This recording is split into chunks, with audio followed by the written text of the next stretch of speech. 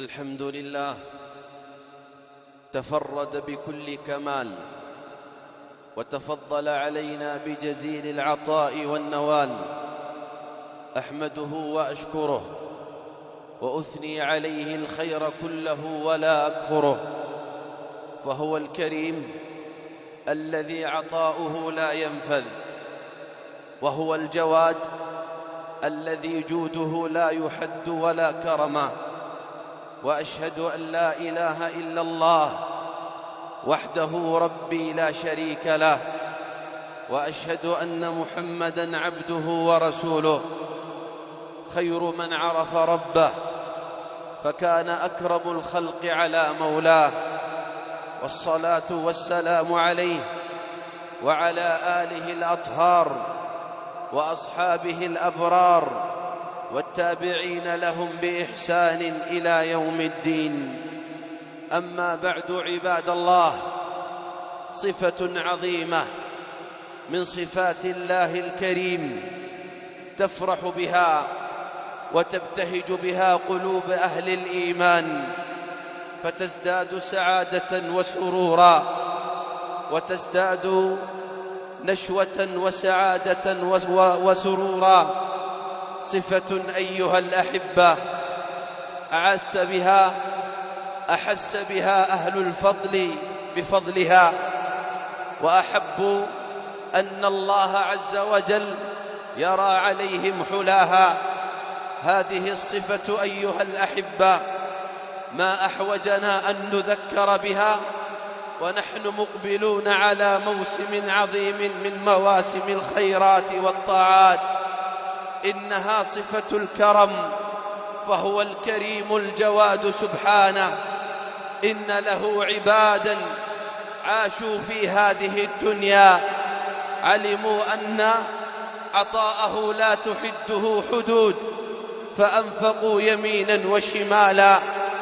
عرفوا أن نعمه لا تقيدها قيود، فلهجت الألسن بالحمد والثناء عليه ليلا ونهارا. عرفوا أن كرم الله فيوض ممدود، فجعلوا من كرمهم ومن جودهم لأهل الضعف والفقر والمسكنة جودا. إنهم أولئك الذين أحبوا صفات الله جل في علاه، وصفاته كلها حسنى، ولله الأسماء الحسنى فادعوه بها. فهو الكريم الذي يعطي بلا سؤال جل في علاه، وهو الكبير المتعال. هو الذي يغفر ذنب أهل الأخطاء وأهل الزلات، وهو ذو العزة والجلال جل في علاه. من كرمه سبحانه أنه يجازي بالفضل ويحاسب بالعدل، ويحاسب بالعدل ويؤخر المقصر الله إمهالا له لا إهمالا، إمهالا له لا إهمالا. الكريم أيها الأحبة الذي كرم في نفسه وعز في نفسه. قالت بلقيس عليها السلام: إني ألقي إلي كتاب كريم. لما رأت ذلك الكتاب يبدأ بسم الله العظيم. إنه الكريم سبحانه صاحب الصفح الذي يصفح عن الذنوب ويغفر الذنوب. قال جل في علاه: يا ابن آدم لو أتيتني بقراب الأرض خطايا ثم لقيتني لا تشرك بي شيئا لأتيتك بقرابها مغفرة. أخي الغالي، كيف إحساسك وأنت تقرأ هذه الآية: وآتاكم من كل ما سألتموه وإن تعدوا نعمة الله لا تحصوها. تقف أمام هذه الآية أمام جود عظيم وأمام كرم كبير من الكريم جل في علاه. من كرمه جل في علاه أنه يغفر الذنوب ويمحوها ويستر أهلها. قال عليه الصلاة والسلام: إن الله عز وجل ليدني يوم القيامة إليه عبدا فيجعله تحت كنفه وستره فيقرره بذنوبه فيقول: عبدي أتذكر يوم فعلت كذا وكذا؟ فيقول: أي يا رب. ثم يخاف ويشفق أن الله عز وجل يعاقبه، فيقول الله الكريم له: عبدي سترتها عليك في الدنيا وأنا أسترها لك اليوم. الكريم جل في علاه يحب الكرماء، يحب الكرماء. قال عليه الصلاة والسلام: إن الله يحب الكرماء، كريم يحب الكرماء، وجواد يحب الجودة. وإن الله يحب معالي الأخلاق ويكره سفاسفها، ويكره سفاسفها. أخي الحبيب، انظر إلى كرم ربك يوم أن يتعامل معك.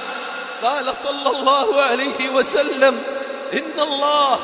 إن الله ليستحيي من عبده إذا رفع إليه يديه أن يردهما خائبتين. أي رب كريم جل في علاه، أي كرم أعظم من هذا الكرم، أي جود أعظم من هذا الجود. أيها الأحبة في الله، يستحي من عبده إذا رفع يديه أن يردهما صفرا. انظر أخي الحبيب إلى قول الحبيب صلى الله عليه وسلم: إني لأعلم آخر أهل الجنة خروجا من الجنة وآخر من يخرج من النار عبد يؤتى به أمام الله عز وجل يوم القيامة، فيقول الله لملائكته: اظهروا له صغائر ذنوبه وارفعوا عنه كبائرها. انظروا إلى الكريم جل في علاه: اظهروا له صغائر ذنوبه وارفعوا عنه كبائرها. فتقول له الملائكة: لقد فعلت كذا يوم كذا وفعلت كذا يوم كذا. فيقول العبد: نعم. لا يستطيع أن ينكر، وهو مشفق أن ترفع ذنوبه الكبار وذنوبه العظام. فيقول له الكريم جل في علاه، يقول له الكريم جل في علاه: عبدي إن لك بكل سيئة حسنة مكانها. فيصيح العبد ويقول: يا رب، إن لي ذنوب أخرى لم أرها هنا. قال أبو ذر: فلقد رأيت رسول الله صلى الله عليه وسلم يضحك حتى بدت نواجذه عليه الصلاة والسلام. يقول ابن القيم في من اتصف بصفات الله: فإذا وافق العبد الله عز وجل في صفة من صفاته قادته تلك الصفة إليه بزمامه وأدخلته على ربه، فصار محبوبا وصيره محبوبا له. فالله يحب الكرماء، كريم يحب الكرماء، جواد يحب الجودة، وعليم يحب العلماء جل في علاه. إن صفة الكرم أيها الأحبة صفة عظيمة، ولذلك الكريم انظر إلى صفاته حتى تتصف بها، وهي من صفات الله العظيمة. قال العلماء: الكريم الذي إذا قدر عفا، وإذا وعد أوفى، وإذا أعطى أجزل في العطاء على منتهى الرجاء. أعطى عطاء لم يكن في الحسبان، إي والله، ويرزقه من حيث لا يحتسب. وإذا أعطى زاد في العطاء على منتهى الرجاء، لا يبالي بما أعطى وكما أعطى، ولمن أعطى جل في علاه. إذا رفعت حاجة إلى غيره لا يرضى، وإذا جفي عاتب وما استقصى، وإذا جفي عاتب جل في علاه وما استقصى. لا يضيع من لجأ إليه والتجأ إليه، فهو جل في علاه يغنيه عن السؤال وعن الشفعاء. ما أعظمه جل في علاه من رب كريم سبحانه. دعاه إبراهيم عليه السلام أن يعطيه الولد، وزكريا في سن الكبر فأجزل لهم العطاء، فأعطى زكريا يحيى وأعطى إبراهيم إسماعيل وإسحاق. فما أعظم جوده وما أعظم كرمه. أخرج يونس بن متى عليه السلام من ظلمات الحوت إلى بر الأمان. الله جل في علاه كريم سبحانه. انظر إلى عظيم كرمه. ربك يا حبيب، ربك يا أخي الغالي، الذي يقول لملائكته، الله يقول لملائكته الكرام الكاتبين، يقول لهم: إذا هم عبدي بسيئة فلا تكتبوها. إذا هم بسيئة، فكر بسيئة، فلا تكتبوها، فإن فعلها فاكتبوها سيئة، أي اكتبوها سيئة واحدة. وإذا هم عبدي بحسنة فاكتبوها، مجرد أن يهم بالحسنة فاكتبوها له، فإذا فعلها فاكتبوها له 10، فاكتبوها له 10. ما أعظمك يا الله وما أكرم جودك. فاللهم إنا نسألك من عظيم جودك ومن عظيم كرمك يا أكرم الأكرمين. قلت ما تسمعون، واستغفروا الله فيا فوز المستغفرين. الحمد لله على إحسانه، والشكر له على توفيقه وامتنانه، ونشهد أن لا إله إلا الله تعظيما لشانه، ونشهد أن محمدا عبده ورسوله الداعي إلى رضوانه، صلوات ربي وسلامه عليه وعلى آله وأصحابه وإخوانه.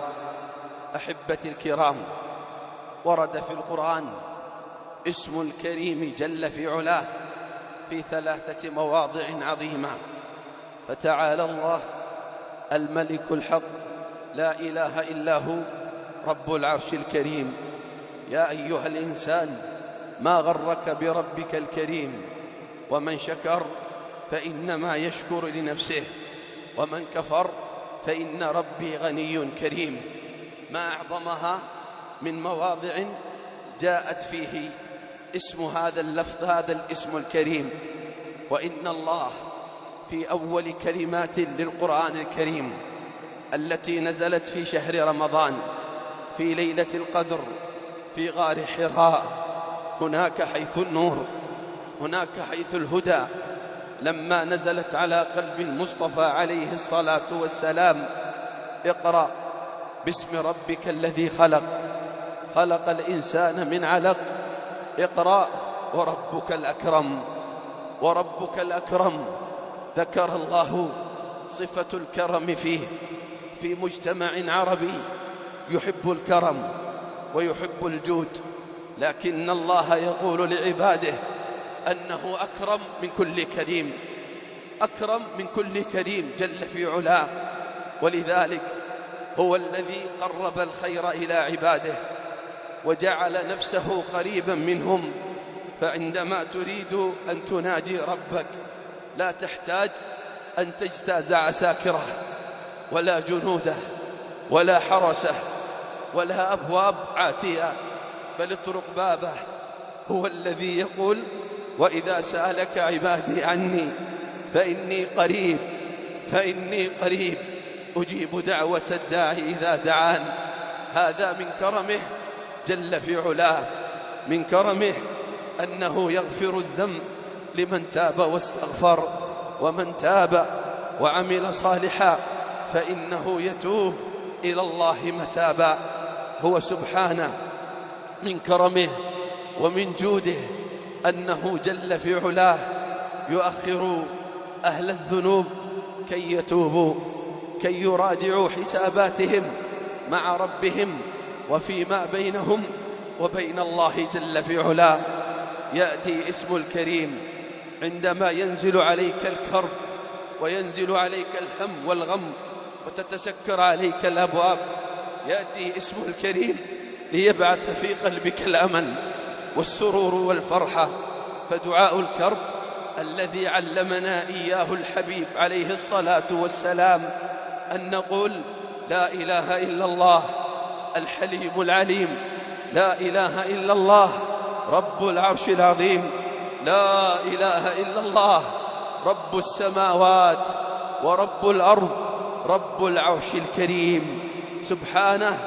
أيها الحبيب، إن ربك في أعظم ليلة من ليالي الدنيا، ليلة القدر، يوم أن تتذكر أفضل الدعاء فيها يأتي اسم الكريم ليبعث في قلبك كرم الجواد سبحانه، الذي يغفر الذنوب ويرفع الدرجات ويقبل الدرجات ويرفعها ويقيل العثرات. قالت أم المؤمنين عائشة رضي الله عنها لرسول الله: أرأيت إن أدركت ليلة القدر فما أقول؟ قال: قولي: اللهم إنك عفو كريم تحب العفو فاعف عني فاعف عني. كان ابن مسعود يقول: اللهم إني أسألك وأنت الكريم يا أعز يا رحيم. فيا أحبة، سلوا الله دائما وهو الكريم، واعلموا أن أبوابه وفضائله وخزائن جوده مفتوحة لكم. اطرقوا الباب وارجوه حق الرجاء وتوسلوا إليه حق التوسل. يشفي مرضاكم، يرحم موتاكم، فهو الكريم سبحانه. القريب البعيد يقربه لنا، والمستحيل ييسره لنا، والعسير يجعله يسير جل في علاه. فاسألوا ربكم الكريم دائما، واطرقوا بابه وانظروا إلى عظيم جوده وعظيم كرمه، وآتاكم من كل ما سألتموه.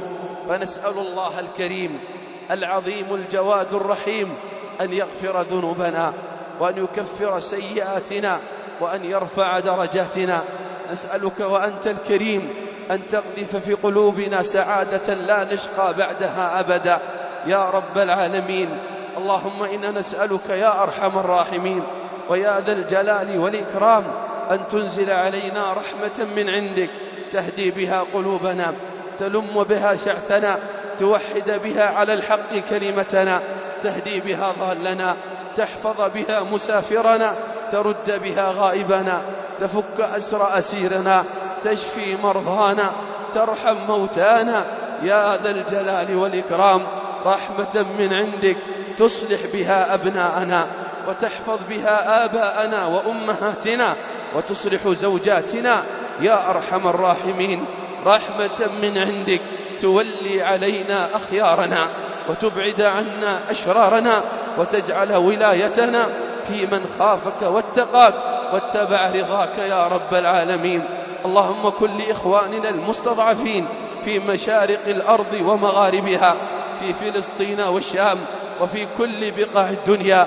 أطعم جائعهم، أمن خائفهم، فك أسيرهم، واشف مريضهم وجريحهم، وتقبل شهيدهم، وثبت أقدام مجاهديهم عليك بعدوهم وعدوك وعدوهم.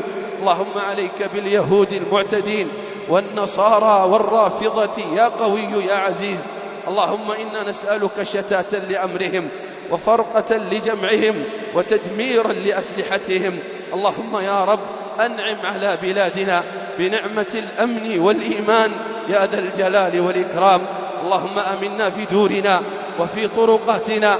اللهم من أراد بلادنا بسوء، من أراد ديننا وبلادنا وأمننا واقتصادنا وشبابنا بسوء، رد كيده في نحره، واجعل تدميره